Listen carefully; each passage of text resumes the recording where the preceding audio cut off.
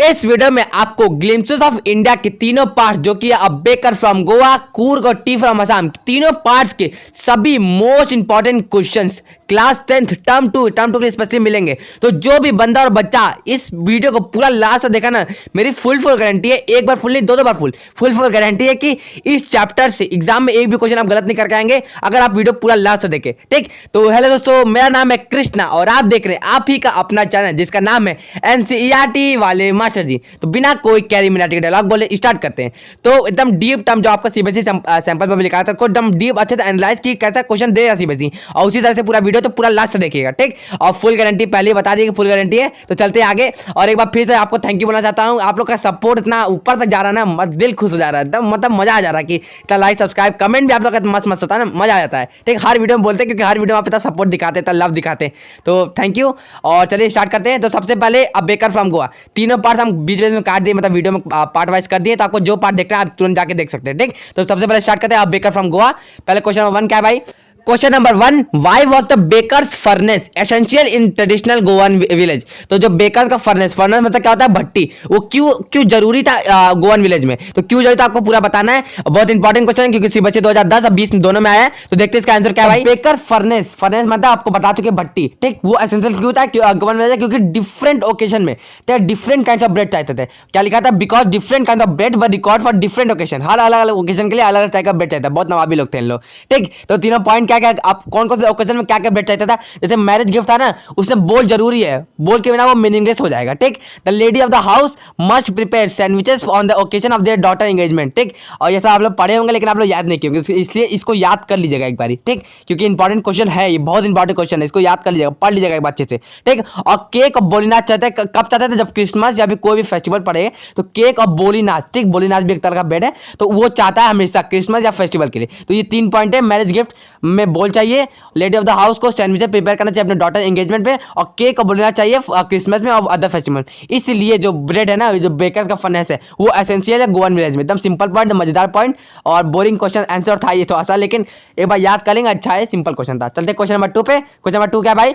What did the baker wear? Baker क्या पहनता था पोर्तुगीज डेज में और जब ऑथर यंग था? ठीक, तो ये एनसीईआरटी क्वेश्चन है लेकिन अच्छा इंपॉर्टेंट क्वेश्चन है। ठीक, तो बेकर जो होते थे वो पोर्तुगीज डेज में क्या पहनते थे, जब ऑथर जब यंग थे तब क्या पहनते थे, दोनों अलग अलग है। तो देखिए इतना कलर अलग किए था, अब अंडरलाइन किए तो थोड़ा लाइक वाइक कर दीजिएगा मन करे तो। ठीक है, in Portuguese days the baker usually wear peculiar dress. Peculiar मतलब स्ट्रेंज या फिर अजीब। ठीक, पेक्युलर ड्रेस क्या पहनते थे जिसका नाम था कबाई बोलते हैं इसको, कबाई। ठीक, कब आई तुम कब आई? ठीक, ऐसे करके याद कर लीजिए। It was a single piece of long frock reaching down to the neck. तो आप लोग शायद फोटो में देख भी रहे होंगे, हम लगा दिए याद किए तो। ठीक, तो ऐसा ही टाइप का कपड़ा था कबाई। ठीक, और व्हेन ऑथर वाज यंग, जब ऑथर यंग था तब बेकर क्या पहनते थे? एक शर्ट और पैंट ट्राउजर पहनते थे। ठीक, और ट्राउजर कैसा था? मतलब shorter than the full length, मतलब दम पूरा लंबा नहीं था और दम आधा भी नहीं था। ठीक, तो ना आधा था ना लंबा था, बीच का था। ठीक, तो वैसा ही था उसको जब ऑथर यंग था तब बेकर क्या पहनते थे। ठीक, इंपॉर्टेंट क्वेश्चन था, याद कर लीजिएगा। याद क्या मतलब पढ़ लीजिएगा, जानिए, वीडियो देख लेंगे खुद ही समझ जाएंगे। ठीक, चलते हैं क्वेश्चन नंबर 3 पे। क्वेश्चन नंबर 3 क्या भाई? हाँ, question number 3, how did we know that Goa's baker are very prosperous? बहुत इंपॉर्टेंट क्वेश्चन, सीबीएसई 2019 में आया भी है। ठीक, तो देखते हैं इसका आंसर क्या भाई। अब इसका प्रॉस्पेरस मतलब समझते हैं ना, मतलब समृद्ध। ठीक, ज्यादा हिंदी हो गया क्या? तो इसका आंसर बढ़ते हैं। We know that Goa's baker are very prosperous from their plum psyche। plum psyche, इसको plum psyche बोलते हैं। plum psyche मतलब मोटा, जो मोटा काया नहीं होता जैसे पेटोन निकला हुआ ऐसा टाइप का। ठीक, आप शायद फोटो देख भी रहे होंगे। Baking in Goa is an important profession as bread was an essential part of for all festivals in Goa. ठीक, आप जैसे आपको पहले पता चुके हैं कि अलग अलग फेस्टिवल में अलग डिफरेंट ओकेजन में डिफरेंट टाइप का ब्रेड चाहता है।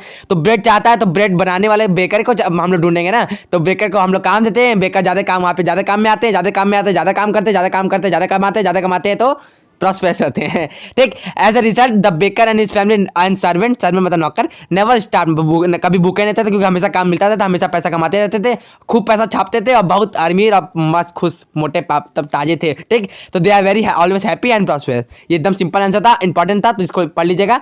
चलो क्वेश्चन 4 देखते क्या है भाई। Question number 4, when would the baker come every day and why did the children run to meet him. तो बेकर कब आता था हर दिन और क्यों सब चिल्ड्रन से मिलना चाहते थे, मतलब हर दिन क्यों सब चिल्ड्रन भाग के उससे मिलने आते थे। एनसीईआरटी का एक क्वेश्चन है लेकिन बहुत इंपॉर्टेंट क्वेश्चन है, अच्छा क्वेश्चन है। इसका आंसर देखते हैं। आंसर क्या है भाई? Answer, the baker would come twice a day, one early in the morning and second time when he return after selling all his bread. तो 2 बार आता था, एक बार जब सामान बेचने सुबह आता था और दूसरी बार जब सब सामान बेच के जाता था, तो 2 बार आता था। ठीक, ये पहला क्वेश्चन का आंसर हो गया। दूसरा क्वेश्चन का आंसर क्या है? The children would run to meet him for those bread bangle. तो बच्चे ना उसको, उन लोग को ब्रेड बैंगल और स्वीट ब्रेड चाहता था, इसलिए वो लोग भाग के उससे मिल आते थे। बहुत मतलब ही, मतलब चालाक बच्चे हैं। ठीक, तो अपने काम से काम रखते थे बच्चे, और which they choose them very carefully. तो जो ब्रेड बैंगल और स्वीट ब्रेड है उसको बहुत अच्छे से बारीक अच्छे से देख के अच्छा सा मीठा मीठा मस्त मस्त ब्रेड चुनते थे, और इसीलिए बच्चे थे उसके पास आते थे। बस यही रीजन था। और क्वेश्चन नंबर 5 पे चलते हैं। अच्छा क्वेश्चन था, इंपॉर्टेंट क्वेश्चन था। क्वेश्चन नंबर 5 क्या है भाई? Why were the children fascinated by the baker and how did they show their eagerness to see him? तो जो चिल्ड्रन थे ना वो कैसे बेकर से फैसिनेटेड थे और कैसे वो अपना ईगरनेस दिखाया उनसे उससे मिलने के लिए। ठीक, तो ये सीबीएसई 2020 में आया भी है। तो इंपॉर्टेंट क्वेश्चन है, इसका आंसर देखते हैं। आंसर क्या है भाई? The children, according to the narrator, were eager to see him. They used to wake up whenever they heard the jingling sound of the baker bamboo stick. ठीक, जब ton ton वाला जो आवाज नहीं होता बेकर बाम्बू जो अच्छा button मारते थे उससे जो आवाज आता जब भी सुनते थे, ठीक, जब भी सुनते थे, whenever the baker greeted the lady of the house, children would surround the baker and would rebuke. ठीक, rebuke them, hand over the loaves to the servant. तो जैसे वो जो बेकर था ना वो टन टन मारता था, और वो किसके, वो बच्चों के लिए नहीं मारता था, वो मारता था वो जो मेड थे ना घर पे उन लोग के लिए मारता था कि आगे खोल के ब्रेड लो अपना ले लें। ठीक, और उसी में बच्चे आ जाते थे और उसको धुतकार के बोलता था हट हट हट, उसको उन लोग को भगा के लेडी को अपना ब्रेड देता था। तो ऐसा करता था। ठीक, then the children would climb over the chair and peep मतलब था झांकना। ठीक, into the basket of full of bread loaves. ठीक, this children don't even brush their teeth before taking the bread bangles. कभी मंजन में कहते हैं क्योंकि जानते थे कि शेर भी मंजन नहीं करता है। ठीक, and that they choose very, आप ये बहुत अच्छे थे, बहुत बारीकी से चुनते थे, and they action made it very clear that the children were fascinated by the baker and were always too eager to see him. ठीक है, तो इसी वजह से इसका जो उनका जो एक्शन था, ठीक है, जैसे बेकर आता था तुरंत जाते भाग के आ जाते थे, तो वो सब दिखाता था कि हाँ बहुत प्रभावित थे, बहुत मतलब चाहते थे कि हाँ बेकर आए हमको दिए सब। ठीक, तो चलते नेक्स्ट क्वेश्चन पे, बहुत अच्छा क्वेश्चन था। ठीक, अब कुर्ग पे चलते हैं। देखिए पार्ट 2 आ गया, कुर्ग। ठीक, कुर्ग का क्वेश्चन देखते हैं। कुर्ग का क्वेश्चन क्या है? Question number 6, why is Coorg called the land of rolling hills. ठीक, तो बहुत ही ज्यादा इंपॉर्टेंट, बहुत ही मतलब दर इंपॉर्टेंट क्वेश्चन है ये। ठीक, इसको एकदम अच्छे से पढ़ लीजिएगा। Why is Coorg called the land of rolling hills. ठीक, सुबह से 2020 में आया भी है और बहुत इंपॉर्टेंट, सही में बहुत इंपॉर्टेंट क्वेश्चन है। ठीक, Coorg is called the land of rolling hills because it has a lot of hills and it itself is a hill station. तो उसके बाद बहुत सारे हिल है कुर्ग में, और बहुत सारे हिल है और खुद ही हिल स्टेशन है। The hills which is located seem to be rolling down in the beautiful panoramic view. तो पैनोरामिक मतलब ऐसा खुला खुला एकदम ब्रॉड जो व्यू दिखेगा, वो ऐसा व्यू एकदम हिल में चढ़ जाएंगे तो ऐसा एकदम ब्रॉड व्यू दिखेगा, और which make it look like a piece of heaven from the earth. ठीक, तो इसको एक बार आंसर अच्छे से पढ़ लीजिएगा, बहुत इंपॉर्टेंट और अच्छा क्वेश्चन है। ठीक, तो बस चलते हैं क्वेश्चन नंबर 7 पे। क्वेश्चन नंबर 7 क्या है भाई? Question number 7, describe Coorg weather when it is most pleasant for the tourist to visit Coorg. तो आपको कुर्ग का वेदर बताना है इस क्वेश्चन में, और बताना कि कब सबसे ज्यादा मोस्ट प्लीजेंट है टूरिस्ट लोग के लिए कुर्ग घूमना। ठीक, बहुत इंपॉर्टेंट क्वेश्चन, सीबीएसई 2012 में आया भी है। तो देखते हैं इसका आंसर क्या है भाई? तो Coorg receive heavy rainfall during monsoon. Monsoon में बहुत खतरनाक झज्जोर की बारिश होती है वहां पे। We can say extend from मतलब अप्रैल से चालू होता है और अगस्त में खत्म हो जाता है उसका बारिश। ठीक, तो इस समय तो आप जा नहीं पाएंगे क्योंकि मतलब आपको तो टिप टिप बरसा पानी करना नहीं वहां पे।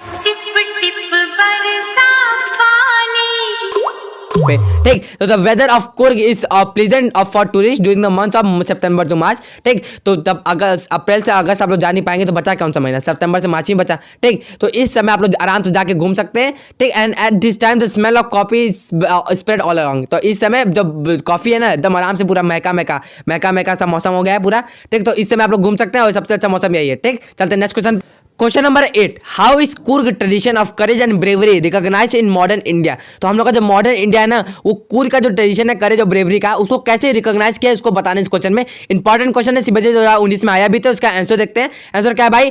The Coorg tradition of courage and bravery has been recognized in India by awarding the Coorg regiment the most number of gallantry award. तो कुर्ग रेजिमेंट को most number of gallantry award मिला है। गैलेंट्री अवार्ड कब मिलता है? मतलब ब्रेवरी और करेज के लिए गैलेंट्री अवार्ड मिलता है। तो जो कुर्ग रेजिमेंट है उसको सबसे ज्यादा गैलेंट्री अवार्ड मिला है। ठीक, और beside Coorgis are the only Indians to allowed to carry guns. मतलब कुर्गीज जो है ना वो ओनली इंडियन है जिनको गन मिलेगा विदाउट लाइसेंस, मतलब वो गन अपना हाथ में कट्टा लेके चल सकते हैं बिना लाइसेंस के। जलवा है हमारा। ठीक, और the first chief of the Indian army general Cariappa ठीक, इनको हम करियप्पा बोलते हैं, वो तो कुर्गी। ठीक, तो ये भी जब फर्स्ट चीफ थे वो भी कुर्गी ही थे। चलते हैं नेक्स्ट क्वेश्चन पे, क्वेश्चन नंबर 9।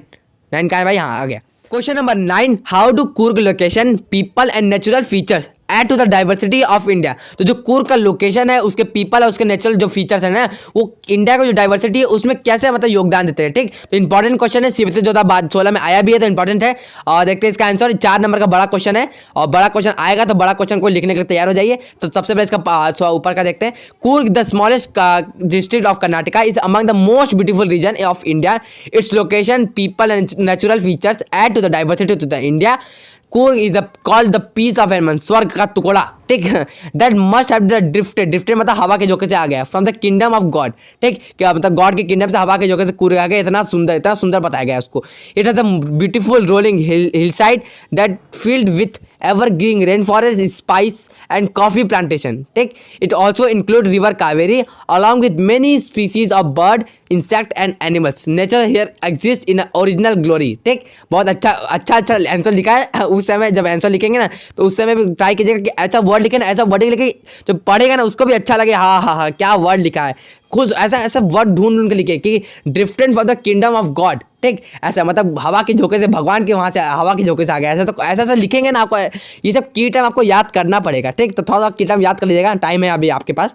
और आगे क्या है भाई, फॉर द कुर्ग बोल रहे हैं। कुर्ग का culture is distinct in Hindu tradition.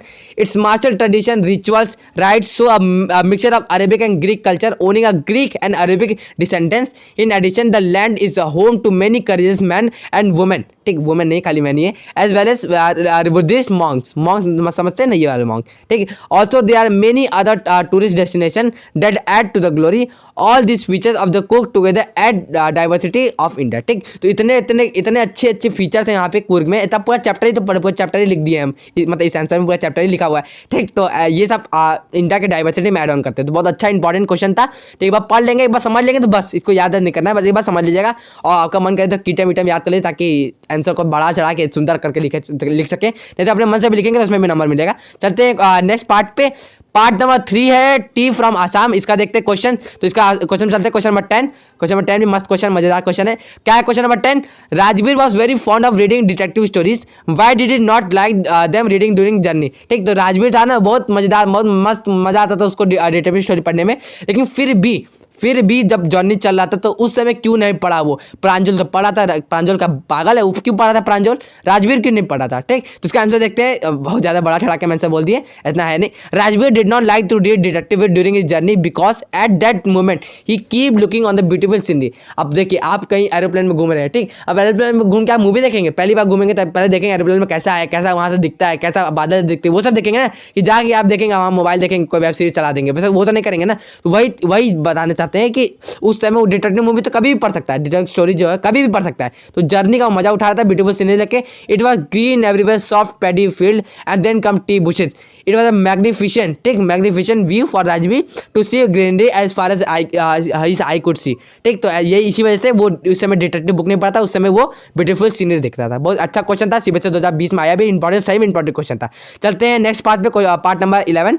Question number 11, why did Pranjal not share Rajveer excitement on seeing the tree plant. यहाँ पे टी होगा, टी लिख दिया है, यहाँ पे टी होगा, ठीक, ये टी लिखा है, यहाँ पे टी लिख दीजिए, TEA, ठीक, टी, बहुत बढ़िया। तो ये टी प्लांटेशन, ठीक, तो बहुत इंपॉर्टेंट क्वेश्चन है, सीबीएसई 2013-19 दोनों में है। क्या है भाई, जो प्रांजल वो क्यों नहीं शेयर कर रहा था? जैसे राजवीर बहुत खुश हो रहा था, बहुत पसंद हो रहा था देख के, पूरा ग्रीनरी सीनरी देख के बहुत खुश हो रहा था, तो प्रांजल को वही सेम मजा क्यों नहीं आ रहा था, ये आपको बताना है। बहुत इंपॉर्टेंट क्वेश्चन, आप सबको इसका आंसर पता ही होगा, हिंदी में, इंग्लिश में भी पता ही होगा। इसका आंसर क्या है भाई? Pranjal did not share Rajveer excitement on seeing the tea plantation because Pranjal had been born and brought up in the tea plantation. तो प्रांजल ने पैदा भी वहीं हुआ, टी प्लांटेशन पैदा भी हुआ और वहीं बड़ा भी हुआ, तो उसको तो सब चीज तब फैमिलियर हो गया था। हाँ यही है ना, हम रोज देखते हैं, ठीक, तो मेरे घर ही का है तो रोज ही देखेंगे, ठीक। He was familiar with those tea garden. On the other hand Rajveer had never visited the tea plantation ever before, so the vast expense of the green texture fascinated him. तो जो राजवीर था वो कभी मिला नहीं, कभी देखा ही नहीं टी प्लांटेशन, तो पहली बार देखा तो खुश होगा ही,